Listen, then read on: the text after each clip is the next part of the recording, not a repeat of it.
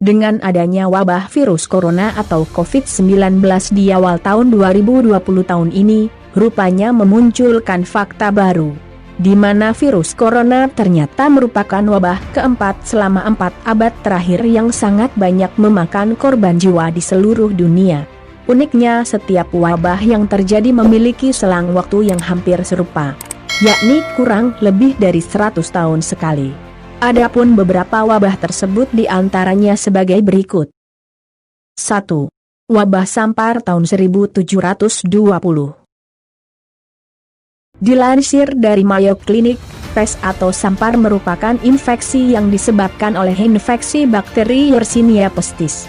Bakteri tersebut ditularkan ke manusia melalui gigitan serangga semacam kutu. Pada tahun 1720, wabah sampar melanda kota Marseille, Prancis dan menewaskan lebih dari 100.000 warga di dalam kota pelabuhan di Prancis Selatan tersebut dan sekitarnya. Wabah pes ini pun sangat berdampak signifikan terhadap kehidupan sosial dan ekonomi, terutama terhadap kolonialisme yang sedang gencar dilakukan ke Afrika, Amerika Latin dan Hindia Barat yang kini disebut sebagai Indonesia. Baru 25 tahun kemudian, jumlah penduduk Marseille berangsur pulih kembali seperti sebelum 1720. 2. Wabah kolera tahun 1817. Pandemi kolera pertama pada tahun 1817 sampai 1824 juga disebut sebagai pandemi kolera Asiatik pertama, bermula di dekat kota Kolkata dan menyebar cepat melalui Asia Tenggara ke Timur Tengah, Afrika bagian timur dan garis pantai Laut Mediterania. Kolera sendiri diketahui merupakan infeksi yang disebabkan oleh bakteri Vibrio cholerae. Penyakit ini biasanya ditandai dengan diare sangat parah hingga menyebabkan dehidrasi yang berakibat fatal. Kolera memang sudah dikenal mampu menyebar ke seluruh penjuru India, tetapi kali ini, wabah ini meluas hingga Tiongkok dan Laut Mediterania sebelum akhirnya mereda. Ratusan ribu orang meninggal akibat pandemi ini, termasuk prajurit Britania, yang kematiannya menarik perhatian Eropa. Wabah ini adalah yang pertama dari beberapa pandemi kolera yang menjangkit Asia dan Eropa pada abad ke-19 dan 20. Pandemi pertama ini menyebar luas hingga daerah yang tidak terduga sebelumnya dan menjangkiti hampir semua negara di Asia. Pada tahun 1824, penyebaran penyakit ini mereda. Beberapa peneliti beranggapan bahwa wabah ini mereda karena musim dingin tahun 1823 sampai 1824 yang membunuh bakteri di dalam suplai air. Jumlah kematian dari pandemi ini tidak diketahui. Para ilmuwan dari daerah terkait memperkirakan jumlah kematian. Pada bulan April 1825, di Semarang, 1.225 orang meninggal dalam waktu 11 hari.